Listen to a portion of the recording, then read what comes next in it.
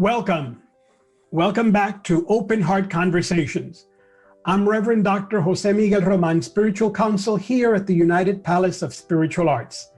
And with me is the Chief Operating Officer of the United Palace, Reverend Robert Way. Reverend Robert, thank you so much for joining me. It's a pleasure to have you back. It's my pleasure too. It's great to be back here at the Open Heart Conversations. Today, we have a very, very special guest, and we will be taking a really special journey. We will be exploring the practice of meditation with one of our nation's and indeed the world's preeminent scholars and teachers of meditation, the incomparable Sharon Salzberg. Sharon, welcome to Open Heart Conversations. Well, thank you so much for having me. It's a pleasure and truly an honor to have you on. And I know that Rob has a question for you. Sharon, what motivated you to become a meditator? Well, I grew up in Washington Heights, by the way, and went to college in Buffalo, New York, State University of New York at Buffalo. And when I was a sophomore in college, I took an Asian philosophy course, which really, honestly, as far as I can remember, it was kind of happenstance. Like, there was a philosophy requirement. I looked at the schedule. I thought, oh, that's a convenient time. I'll do that one. And it completely changed my life. There were a couple of elements in that class that were very important for me. I, like many people, had a childhood that was quite disrupted and traumatic. And like for many people, mine was a family system where this was never, ever really spoken about. So there I am in that class, and they're talking about, it just happened to be the Buddha. Could have, been many people, but in that context, it was the Buddha talking in a very unashamed, unafraid way about the suffering in life. And I think it was the first time in my life that I felt that I belonged. I didn't feel weird. I didn't feel set apart. My family looked so different from other people's families and so on. And I thought, oh, this is a natural part of life. This is something that to one degree or another we all face. And then I heard in the context of that class that there were these methods, there were techniques that you could use where you could actually become a lot happier, and they were called meditation. So this is 1970, and I looked around Buffalo, New York. I did not see it anywhere. So I created an independent study project and presented it to the university. I said, I want to go to India and study meditation. And they said, okay. So I went off in the fall of 1970 with my student loans and my scholarships and so on, and sought to learn meditation. Wow. So what would you say that meditation's done for you in your life? Well, it's hard to say because I was 18 when I went to India. It's a long way from now, so it's been my life. It's been my entire adult life. And I think if I was going to try to explain myself or describe myself in one word at the age of 18, I would have said fragmented. I was kind of all over the place. I had never really done introspection. I didn't really understand the feelings inside of me. And meditation kind of helped me have a cohesive sense of myself, being more centered, having more space from my thoughts and feelings so I could decide for myself. Is this something I want to take to heart? Is this something I want to develop? Is this something maybe best let go of? Because it was just some kind of crazy baggage that had come, from things I had gone through and weren't really reflecting the truth. Like, you can't do that, or, don't even think you can do that, things like that. Sharon, to some extent, you're alluding to the potential answer to this question, but a lot of people feel that you kind of have to be spiritual or you have to be religious to be a meditator or a good meditator. Do you have to be spiritual or religious to practice meditation and practice it effectively? I don't think you need to be spiritual or religious necessarily. It's like what I was drawn to myself were some very practical, direct how to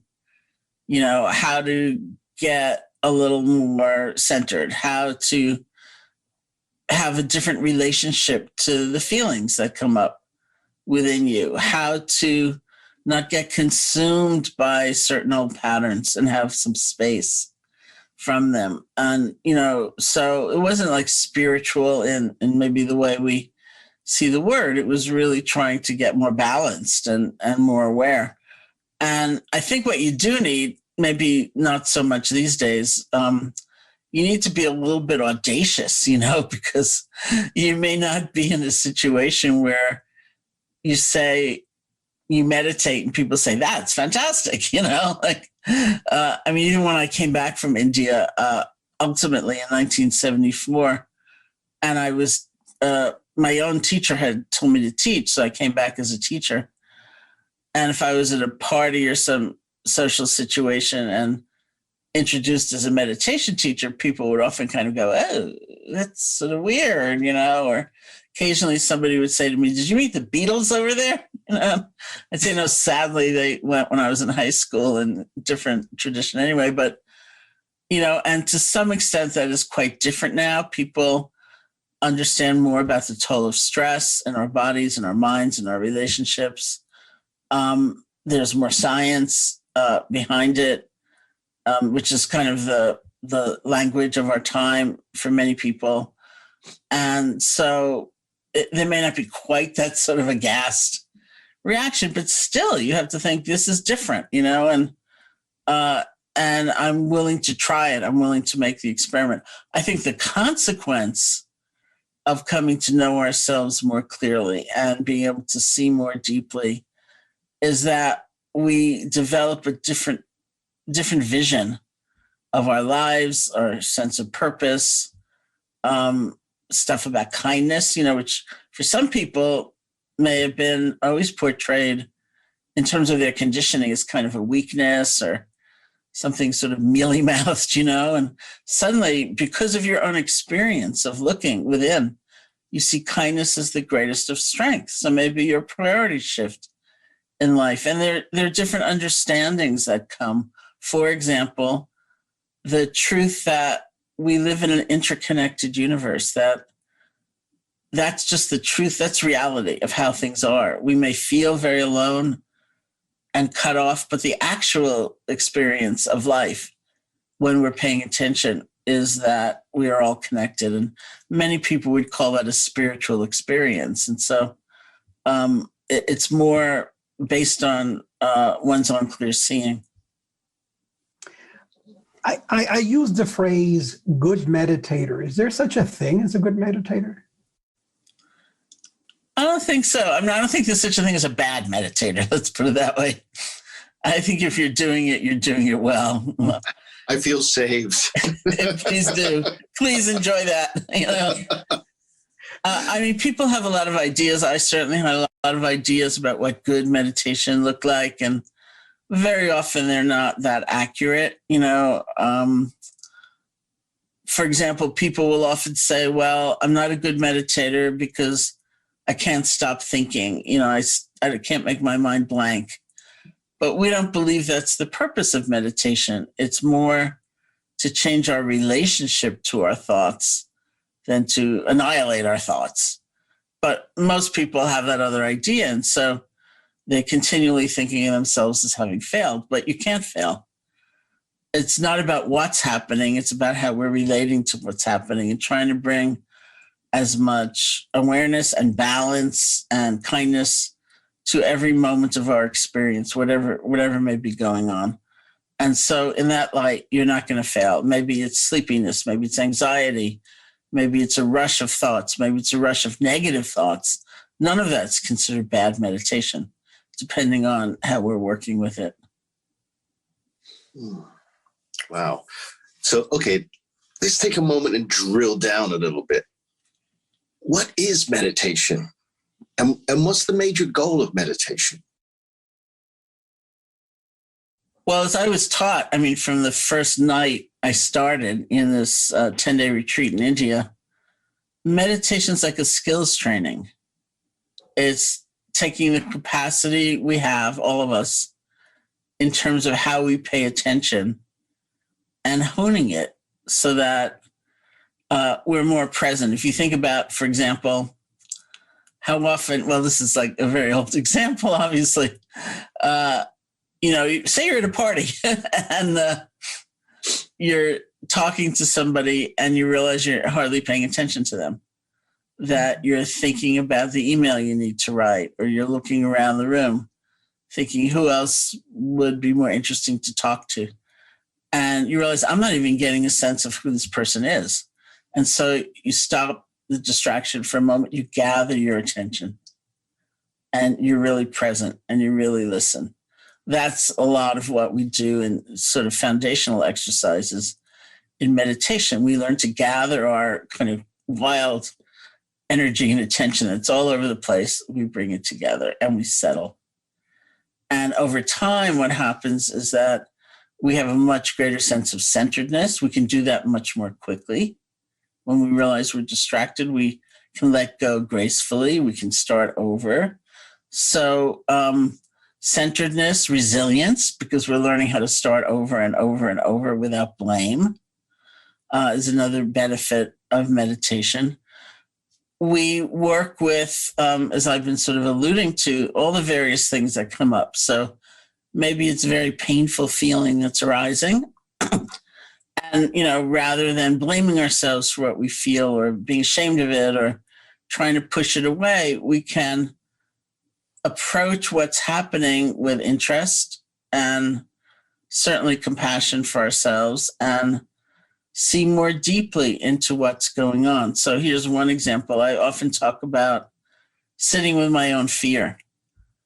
This would be an example of mindfulness. Usually when we have a strong emotion, we're fascinated or even fixated on the circumstance, the story, the external process. We very rarely kind of pivot our attention and say to ourselves, what does fear feel like? What does anger feel like? What does joy feel like? And that's what we do in meditation. So if I sit with fear in that way and I do that pivot, it's like, what does it feel like in my body? And then I get to watch the fear movie. So that means I look for add-ons. This is the only thing I'll ever feel. I'm the only one in the world who ever feels this. What's this going to be like tomorrow? It'll be even worse, right? And see if I can relinquish the add-ons and just be with the feeling. And then I can see more deeply into it. And an insight I've had on a personal level is that unlike the world's pronouncement that we're afraid of the unknown, which of course is also true, I'm really afraid when I think I do know, and it's going to be really bad. And it's all the stories that I tell myself, well, that's going to happen. That's going to happen. When I get back to New York, I'm going to turn on the faucet. I'll get Legionnaire's disease. And it's just like, that's when I get really afraid.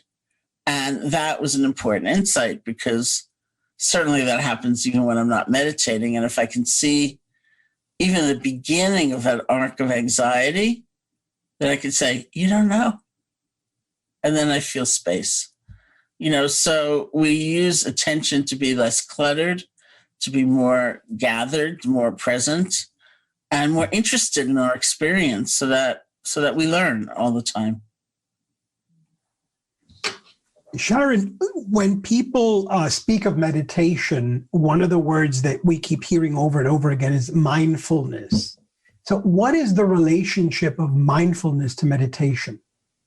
And isn't it outrageous? I mean, this is my looking back over, 50 years now of practice. And of course, nobody ever used the word, and now you hear it everywhere.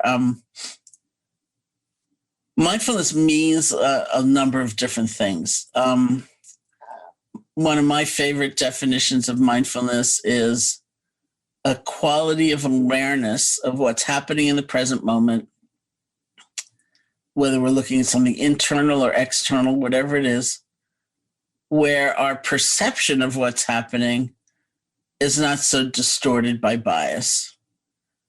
An example would be of what we usually do is maybe we feel discomfort in our bodies, or we feel heartache, we feel disappointment. And right away we start thinking, what's it going to feel like tomorrow? What's it going to feel like next week? What's it going to feel like next year? And so not only do we have the actual experience, we have all that anticipation, and we've added it on top, and it's then unbearable because it's so massive.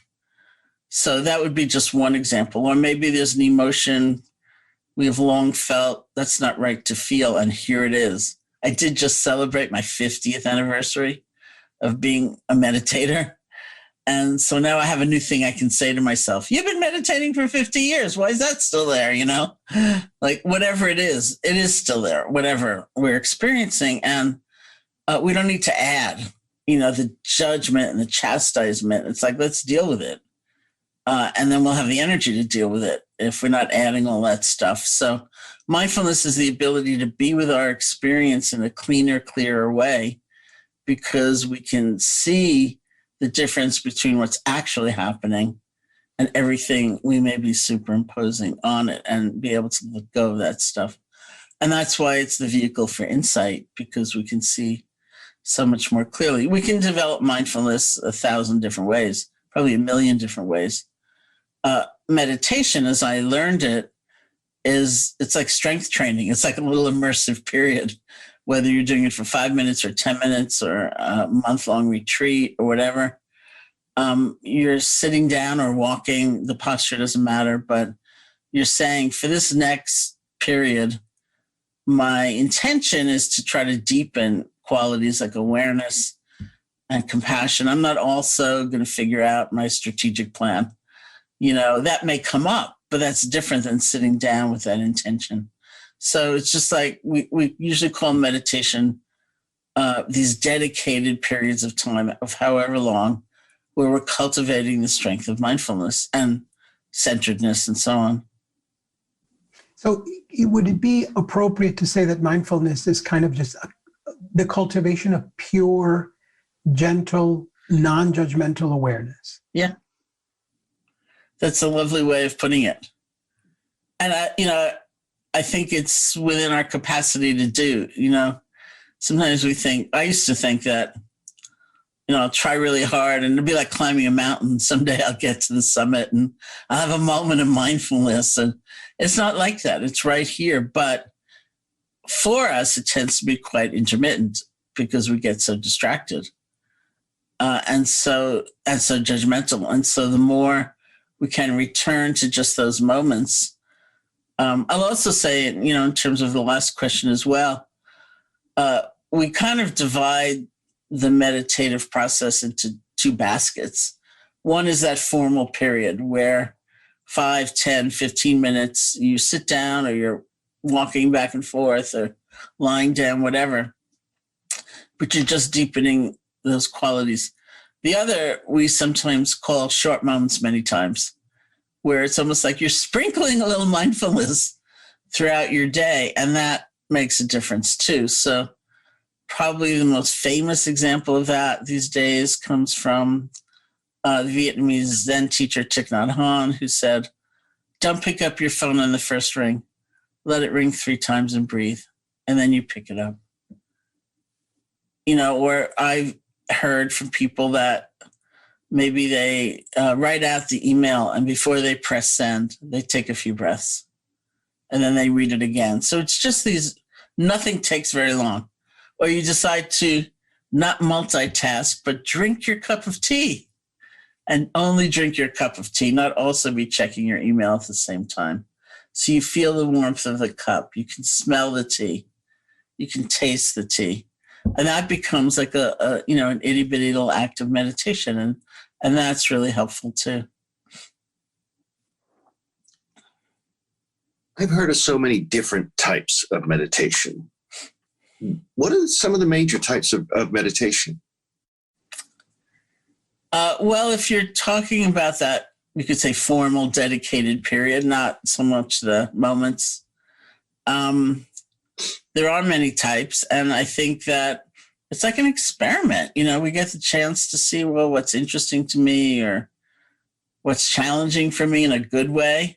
There are lots of possibilities there. And one way of seeing it is that there's certain forms of meditation which are really about mindfulness. They're about seeing more clearly what our experience is, bringing us closer to what is happening in our bodies and our minds with some perspective and some spaciousness. There are other forms of meditation, which I tend to teach a lot, like gratitude reflections or loving kindness meditation, or which are about, I call them a stretch. It's like, rather than being so devoted to simply getting closer to our experience as it is, they're more about, I would say, realizing that I have certain ruts of attention, like thinking about myself at the end of the day. If I have that habit to evaluate myself and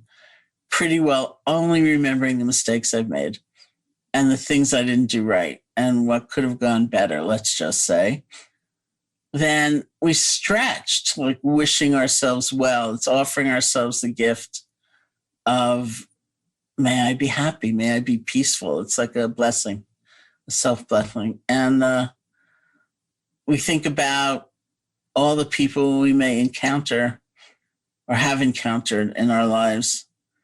It may be a little different now, we call them essential workers, but, maybe we shop in the same place, generally speaking. We see pretty well the same people behind the cash register. And it may not strike us that this is like a person just like me, because we tend to objectify people, or we're in a hurry.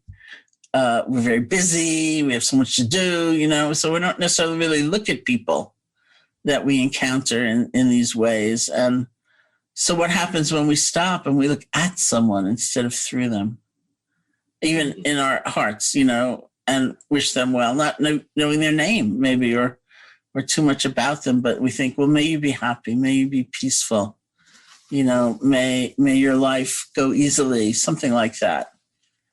Gratitude practice is the perfect example of that, because many psychologists or researchers would say that one of the most healing things any of us could do is keep a gratitude journal, like write down 3 things at the end of the day that you're grateful for from the day. And I always say that it doesn't have to be magnificent, it doesn't have to be gigantic, that your breathing is a good thing, And I also always say, because it's true, this doesn't come naturally to me. Like my personal conditioning, my familial conditioning, my cultural conditioning is such, I'm so much more likely to come to the end of the day and think about what I can complain about, what I didn't do right, or someone didn't show up for me. And back in the days when I was traveling all the time, it was always an airline, And so it's a stretch for me. It's like intentionality, not coercion, but intentionality. Like, what else happened today? What's the good in my life? Mm-hmm. So there's a whole range of meditations that are kind of like that as well. And most people I know do some of each, like you spend a certain amount of time just trying to get closer to what your experience actually is. And then you try out like that kind of stretch. Okay, I've got to ask this question because I personally feel like I got a tree full. I hear people meditate talk about the monkey mind. What is the monkey mind?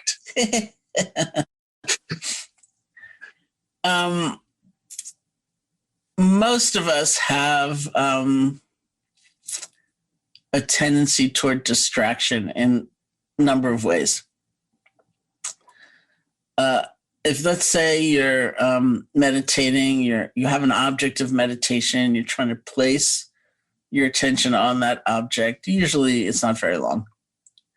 Like the very first instruction when I did get to India and I found a teacher that was very practical, very direct. The first instruction I got was sit and feel your breath. Just sit and feel the normal, natural breath as it comes in and goes out. And my first thought was, that is so stupid. Like I came all the way to India. Where's the magical, esoteric, fantastic technique that's going to wipe out all my suffering and make me a totally happy person? Like, could have stayed in Buffalo to feel my breath. And then I thought, how hard can this be? What'll it be like? 900 breaths, 1,000 breaths before my mind wanders? And to my absolute astonishment, it was like one breath or maybe half a breath, and I'd be gone, and I'd be way gone. It's just the way our minds are conditioned. They say when we go to the past, it's not often in a useful way, which is a possibility. It's more in a useless way. And especially going back to things that we now have some regret about. But we're not thinking about those things with an eye to how to make amends or for lessons learned. We're just going over it and over it and over it and over it. And I'd say at a time like ours, especially we jump into the future and we create a scenario that has not happened and may never happen. And we're filled with anxiety about that. So we're all over the place. And noticing that is considered a good insight. We all feel dreadful about it, but it's actually a good thing to see because it's been going on anyway. And so, we're not, again, trying to annihilate the tendencies of our minds, but develop a different relationship to them. So we see we're way in the past in this useless kind of way. We practice letting go. We practice coming back into the moment. We see we're filled with anxiety, and we can feel it in our bodies over some imaginary situation. And we think, well, I don't need that on top of what is already happening, You learn to let go of that. And so it's out of a lot of kindness toward yourself that, you learn not to be so lost in these tendencies. But the very tendencies for like all that stuff to be going on is what's called the monkey mind. And to switch animals for a moment, sometimes it's likened to training a puppy. You just say, okay, you sit, and the puppy is all over the place. You think, no, sit. And you can give it a treat. You can actually train it. And there's such kind of tenderness, rather than dislike and rejection in that training. That's really sort of an interesting thing. I was going to actually follow up by asking, what should if meditation is about our relationship to our mind, what should our relationship be to the monkey mind? And in a sense, you just answered that. Our relationship should be one of compassion and tenderness at the very core. Yeah. Am I right or wrong? Yeah. No, I think that's beautifully put, and it's very true. We are empowered by having choice, and we have choice when there's some space. I think one of my favorite descriptions of mindfulness actually came from an article I read in the New York Times many, many years ago about one of the first pilot programs bringing mindfulness into schools. Now there are many more, but this was really very early on. And this was a fourth grade classroom in Oakland, California. So the kids are like 9 or 10 years old. And the journalist asked one of the kids, what is mindfulness? What is mindfulness? And he responded by saying, mindfulness means not hitting someone in the mouth. That's what mindfulness means. And I thought that is a great definition of mindfulness. Because what does it imply? It implies you're feeling angry when you're starting to feel angry, not after you've sent the email, not after you've lashed out at somebody, but when it's just beginning. It also implies a certain balanced relationship to the anger. Because if you just get consumed by those feelings and you lose all centeredness all the time, you're likely to hit a lot of people in the mouth because life can be really frustrating. But at the same token, if you hate what you're feeling and you're ashamed of it and you try to deny it and you try to repress it, you just get tighter and tighter and tighter till you explode. So that doesn't work.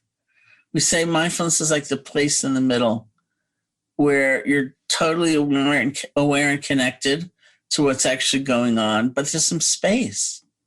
So you're not consumed by it, you're not pushing it away. And in that space, options may arise, creativity may arise. I like to think of that kid having created that space, thinking, hit someone in the mouth last week, didn't work out that well. Maybe I'll try this. So that empowers us. Maybe you're going to go for it. Maybe you're not, but it's up to you. You're not just sort of driven by what's appearing in your mind. In follow-up to Reverend Rob's question, Many of us, when we hear the word meditation, we think of somebody sitting in lotus position, usually in a cushion, saying nothing, doing nothing, very calm, very quiet, very still. And yet, I've also spoken to folks who meditate who actually do very different kinds of meditation. The walking meditation, for example, which I know is big in Zen. I've had friends talk to me about how they meditate when they cook or undertake other forms of activities. Is it possible to actually can meditation be done in this kind of an active way? Yeah, it certainly can be done. And walking meditation is a part of many traditions of meditation, and it's totally viable. It's not like second best, you know.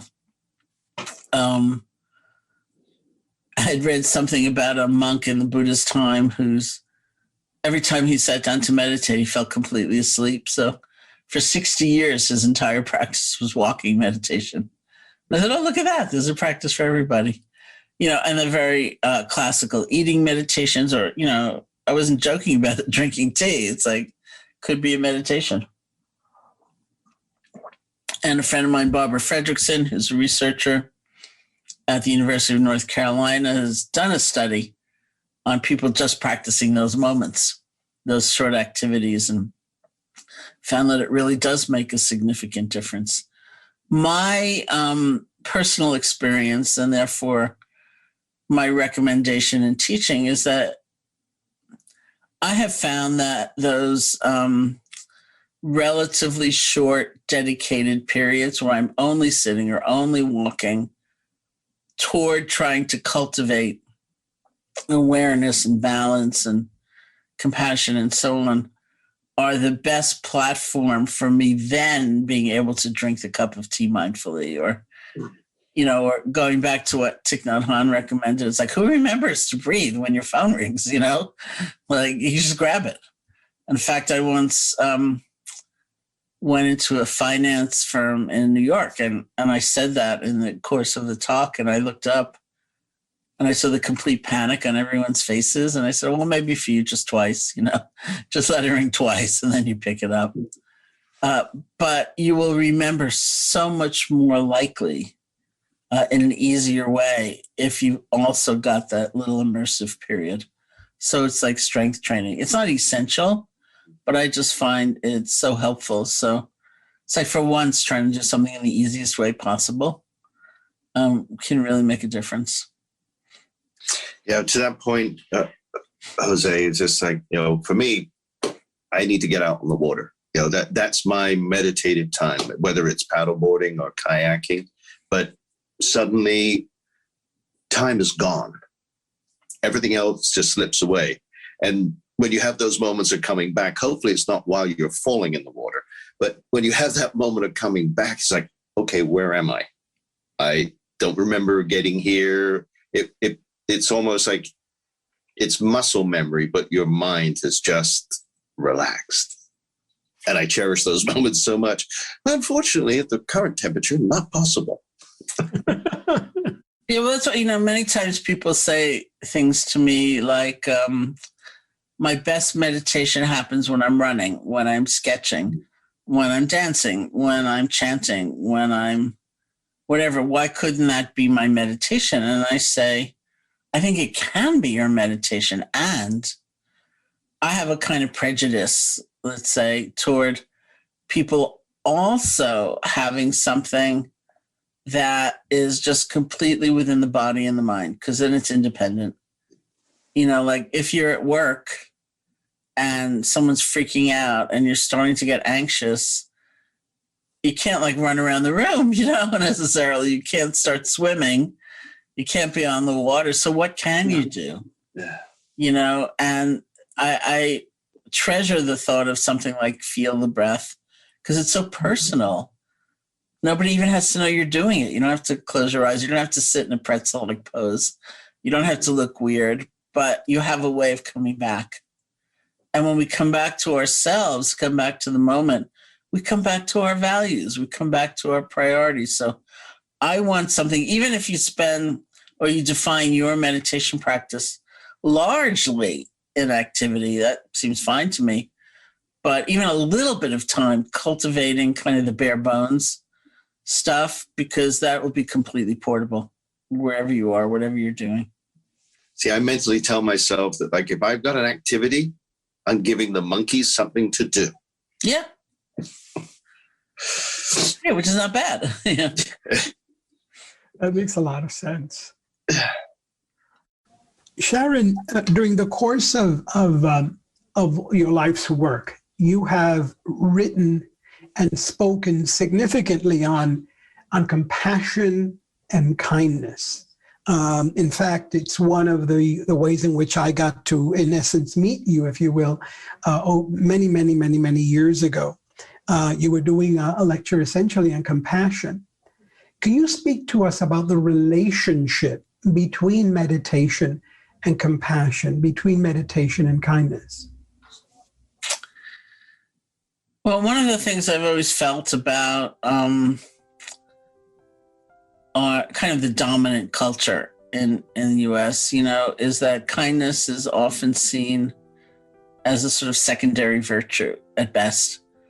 Like if you can't be brilliant, you can't be courageous, you can't be wonderful. It's like, okay, be kind. It's nice, Isn't that great? But it's good, And yet it is of greatness. I think if any of us were to reflect on somebody in our lives who had been very kind to us, and we don't think of them with kind of pity or scorn, we're tremendously grateful. Maybe they saw something in us we couldn't see in ourselves, or they gave us a chance in some way, or, extended forgiveness, whatever it was. We're very grateful for that. And so we can look at kindness in a different light. And that's been very important to me personally. And I think another sort of side controversy to that is qualities like loving kindness or compassion are often seen as weakness, that if we were to cultivate them, we couldn't take a stand about anything. We would lose a kind of intensity of conviction about how we should be treated, how others should be treated.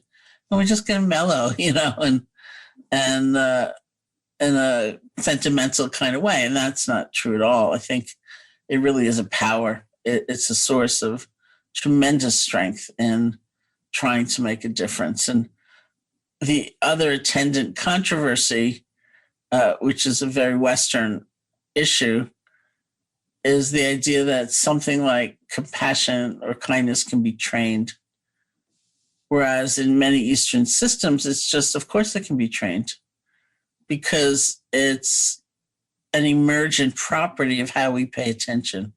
It's like if we really were to listen to somebody and see ourselves in them in some way, it would be kind of inevitable that we would include them or be kinder. If we understood truly down to our bones the interdependent nature of this universe, then it's like, of course. I have a friend, Bob Thurman, who used to be a professor of Buddhist studies at Columbia. He just retired.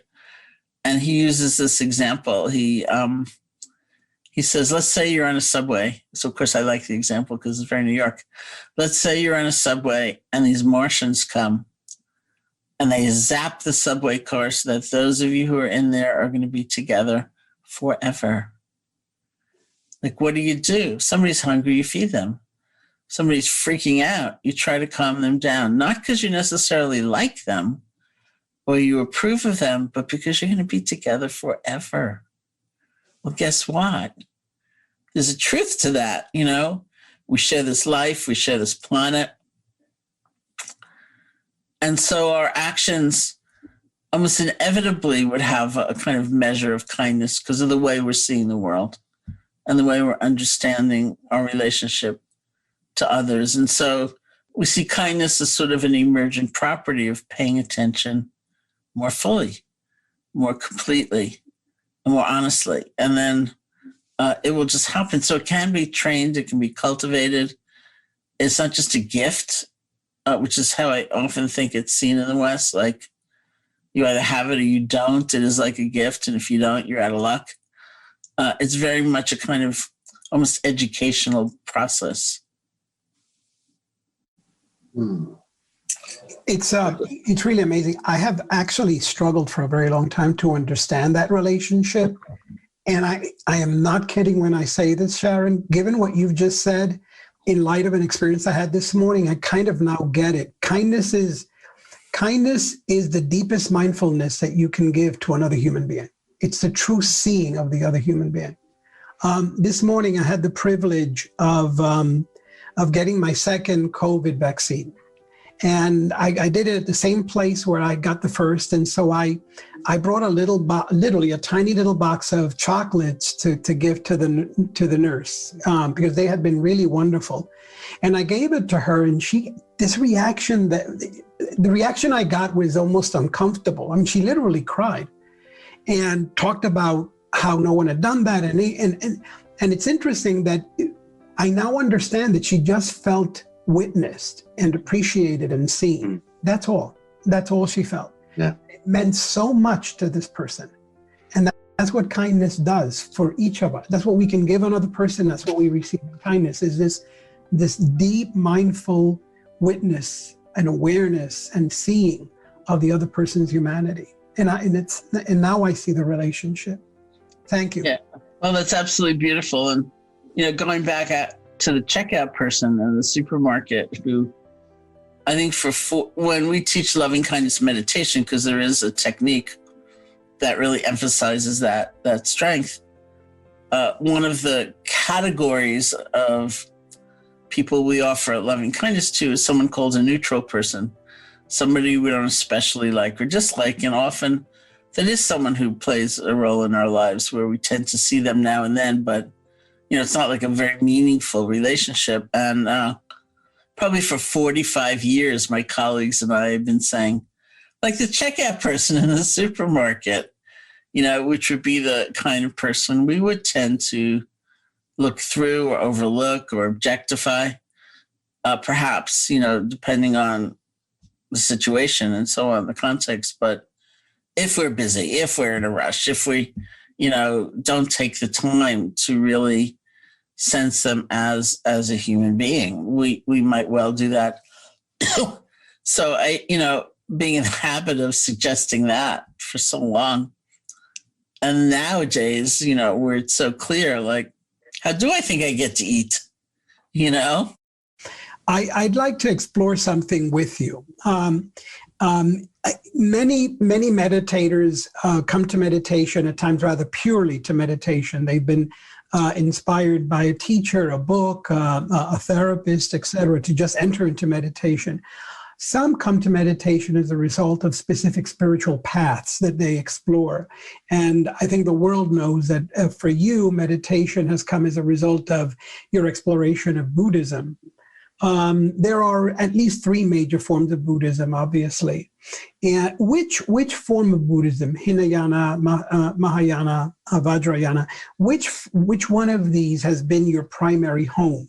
And what do you think that home has given you that's been kind of a unique gift that's been given to you as a result of exploration of meditation and practice of meditation within that context? Well, the earliest teachers I had, so really my, foundational teachers were either Burmese or had themselves studied in Burma. So we don't tend to use the word Hinayana, we more say Theravada. Hinayana means lesser vehicles. So from some historical sectarian standpoint, that's what it was sometimes called, but I'll reclaim Theravada instead. And so it's really like the Southern school of meditation. And I have and still have Tibetan teachers, so that's Mahayana and Vajrayana. But there's something about that foundational perspective that's very important. So my first teacher was named S.N. Goenka, and he taught these intensive 10-day immersive retreats. That's how I started. So I walked into that compound to learn how to meditate, never having meditated for 1 second before in my life. And the first night of the first retreat, so that's really my beginning, Goenka said, the Buddha did not teach Buddhism. The Buddha taught a way of life. And that was very appealing to me. I wasn't interested in like becoming a Buddhist or rejecting anything else. I wanted that how to meditate. Or another one of my teachers a little bit later, same year, but a little bit later, this man named Manindra, who was also living in the same town in India, said to me, the Buddha's enlightenment solved the Buddha's problem. Now you solve yours. And it was actually a fantastic thing to hear because it felt like maybe the first time in my life someone looked at me as though to say, you can solve your problem. You can actually do this. And so that whole approach was very appealing to me. It was very independent. It was about the capacity of the human mind rather than adhering to a dogma. It was really direct, as much as I scoffed at the seeming simplicity of the technique. Like, what do you mean feel my breath? That's stupid. It wasn't easy. And so it was challenging, but in a good way. And that's been really, again, like I study often with Tibetans and other people, but in terms of my own teaching, I feel this is like such a useful vehicle that it's really what I've kept on doing. So in many ways, your teaching kind of focuses the person's attention on their life, not on anyone else's life, not even a great master's life, but on their individual life. Yeah. That's wonderful. If someone is listening or seeing this program today and they want more information, they want to learn more about meditation, what could you suggest they do? Well, my own website is SharonSalzberg.com. You just have to be careful. Spell check will try to change the E in my last name to a U because of the town Austria, but it's Sharon Salzberg with an E.com. The retreat center I co-founded 45 years ago, the Insight Meditation Society, which is right through there, right through the woods, has a website. Of course, one way of getting to it is Dharma, DHARMA.org. Dharma is the word for the truth or Buddhist teaching, something like that. And that will have a whole list of online programs now online. There are lots of apps that are around, and some of which I'm on, like 10% Happier or Insight Timer. And it's sort of just a way, there's a lot to explore to find a community and a sense of instruction that feels right to you, and then to explore it. And I think that's great, like I had to go to India, and I was 18. I'd never even been to California before, but, and you don't have to do that anymore. I think it's quite wonderful. This has been a very enlightening conversation. I want to thank you for everything you've shared. But can you tell us a little bit more of your recent work? What are you up to now?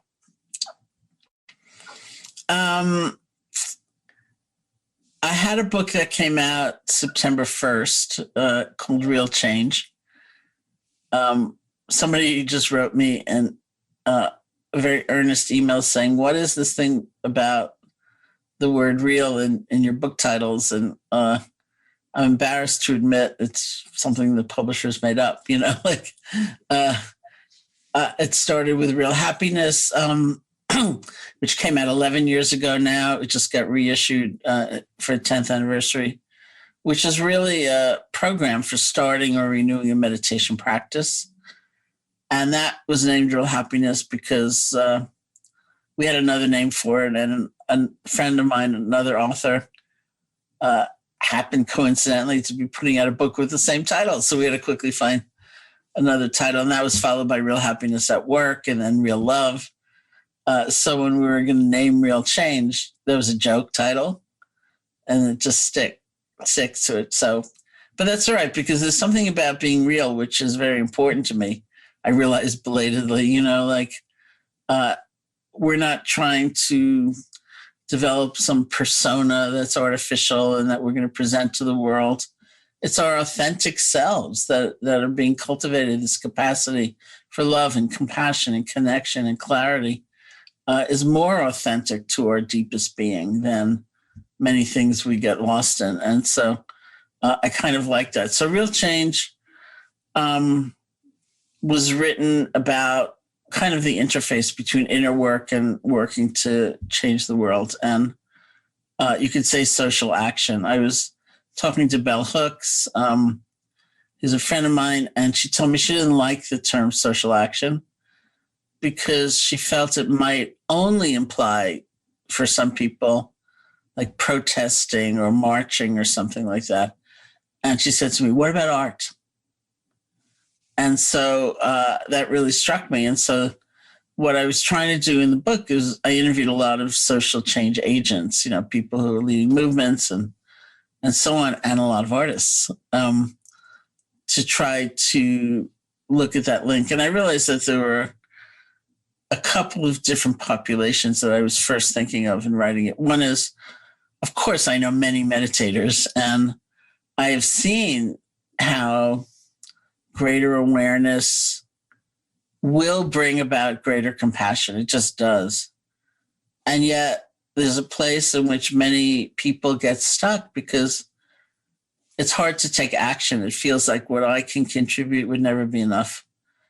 The suffering is so immense in this world, I can't possibly have a meaningful impact. And so they're kind of stuck. And really trying to encourage a sense of agency and the importance of taking even what seems like a small step toward the good is actually very meaningful. So that was one whole group. And then I realized I have in the last decade or so worked a lot with people we call caregivers. I keep thinking there needs to be another word for it. I don't know what it is. People who either in their families or professionally are in some ways on the front lines of suffering, like that nurse, who gave you the shot. And nurses, medical personnel, first responders. It started with a group of frontline domestic violence shelter workers that I was part of like a 4-year program for, and then international humanitarian aid workers, like people going into the Syrian refugee camps. And now we're working again much more domestically, like with medical personnel, because these are the people who are upholding the entire world for us, and they have huge amounts of empathy and caring, and they're also burning out at an enormous rate. And so the reason I got involved was just to see if contemplative tools like yoga and meditation might be a support to help resilience and sustaining that kind of effort. And I think it really might be. So then I thought, who am I reminded of when I think of those frontline people? I thought, oh, activists, kind of the same. And so I also wrote the book with an effort to see if I could offer something that would help sustain those efforts. And so that's, I say all that because that's where a lot of my work is centered these days, as well as just a kind of open offering of instruction and teaching. As we close this program, Sharon, it's and given what you've just said, I'm struck by the fact that we really are living in times that are extraordinarily challenging, times of great challenge, great change, great transformation. As someone who has been a meditator for 50 years, as someone who's been a meditation teacher, someone who's done as much thinking and writing about issues like compassion and kindness, as you look out into this world right now, the world that we're living in this moment, what would be your message to that world? It's been a really challenging year, or more than a year now. Today, as we're recording, is Tibetan New Year. So I just sent out a tweet saying, here's another chance to have that beginning again feeling. But we don't have to wait for a kind of commemorative New Year in some way. I think that one of the most beautiful things I've seen in this period is kindness from people. Like my friends in New York would say something like, I've lived in this building in this apartment for 12 years. I never even knew my neighbors' names. Now I know everyone's name. We all know one another's names. We have one another's phone numbers. We're looking out for one another. Or way in the beginning, in March, I was in New York City, and I was teaching somewhere, and people were very anxious. It was very unclear how to behave, how to be safe, what to do. And I was teaching in a place where the system is that the speaker sits in the audience until they're introduced, and then they get up on stage. So sitting in the audience, and the person sitting next to me was phenomenally anxious. And so I said, well, if you center your attention on the breath, and it will often kind of calm your whole nervous system and help you relax. So she wasn't interested. So I said, well, if you do loving kindness meditation, then you'll have a sense of expansiveness, and it might really help. She wasn't interested in that either. So I just looked at her and I said, is there anyone you can help? And she lit up. She became really radiant. She said, I do have this elderly neighbor who maybe I'll slip a note under her door and see if I can go shopping for her, something like that. And she was like so different with that thought. And I've just seen that again and again, the power of that. And even if it seems like really small, to do it. And so I think as terrible as things are, and people are tired, this has gone on for a long time. Like when I'm teaching on Zoom, I read those chats, and I read the teachers who say, my kids aren't learning, I feel desperate, or, whoever it might be. And yet, in as terrible and exhausting and grievous as it has been, there are these glimmers of a way forward, which I think really is embodied in that kind of kindness. Wow. This conversation has been so enlightening and enriching. Could I be as bold as to ask if you could lead us through a 5-minute meditation? I think it'd be such a treat for ourselves and our audience. Sure, I'd be delighted to do that. Okay, so why don't we just sit comfortably. You can close your eyes or not, however you feel most at ease. See if your back can be straight without being strained or overarched. Sometimes people imagine, say, a brick wall behind them, and starting from their lowest vertebrae, one by one, they just raise their vertebrae up against the wall and relax. You can start just by listening to sound. It could be the sound of my voice or other sounds. And see if the sounds could just wash through you.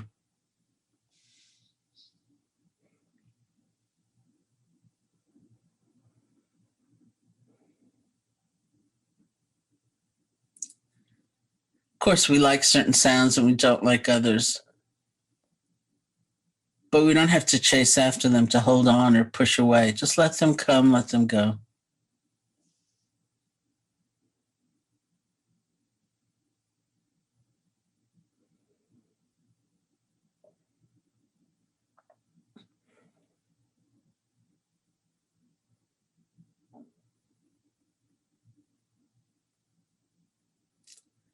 And bring your attention to the feeling of your body sitting, whatever sensations you discover. Feel the earth supporting you.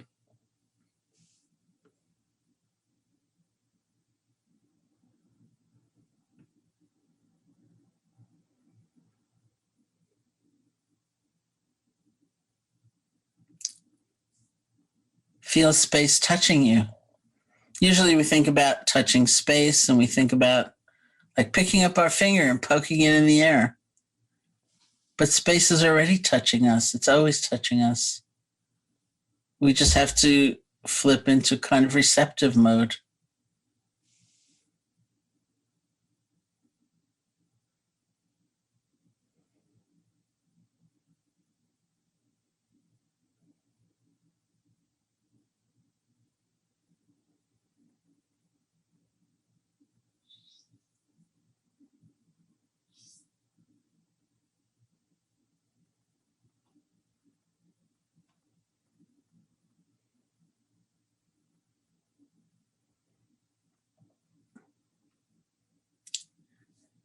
Bring your attention to your hands and see if you can shift from the more conceptual level, let go fingers, to the world of direct sensation, picking up pulsing, throbbing, pressure, whatever it might be.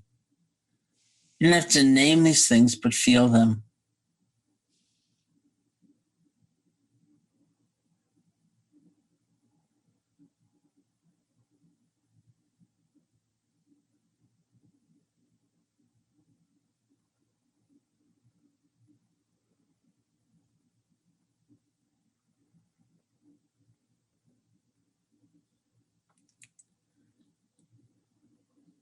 And bring your attention to the feeling of your breath, just the normal, natural breath, on this same level of picking up the sensations.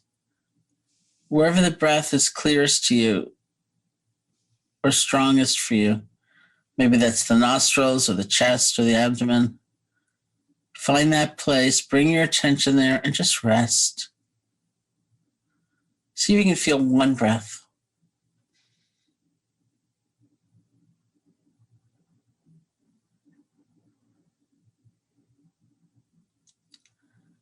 Without concern for what's already gone by, without leaning forward for even the very next breath, just this one.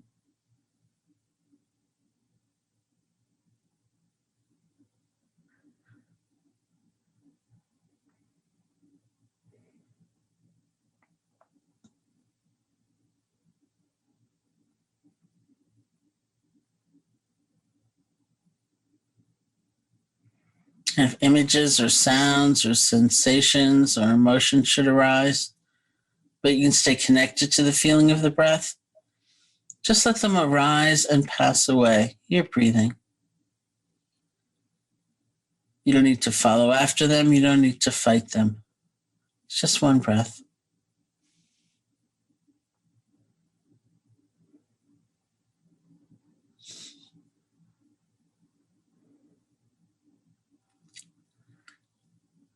But if something comes and it like picks you up and captures your attention, you get lost in thought, spun out in a fantasy, or you fall asleep, truly don't worry about it.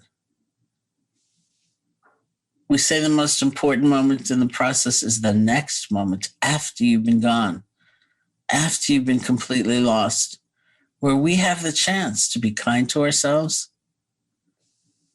instead of judgmental, to practice letting go, and to practice beginning again. We let go and we come back to the breath. And if you have to do that like a billion times in the next 1 minute, that's fine.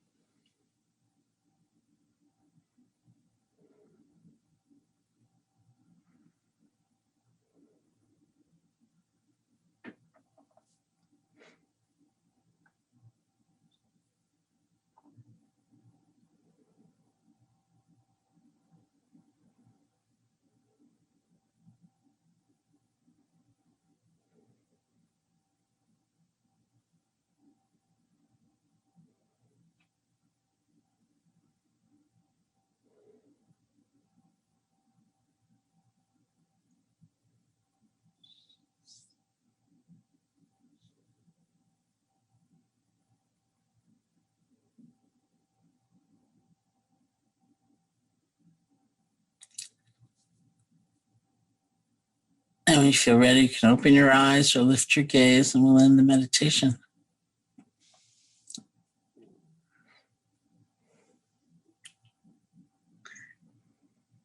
Wow. I feel like my monkeys were sent to detention.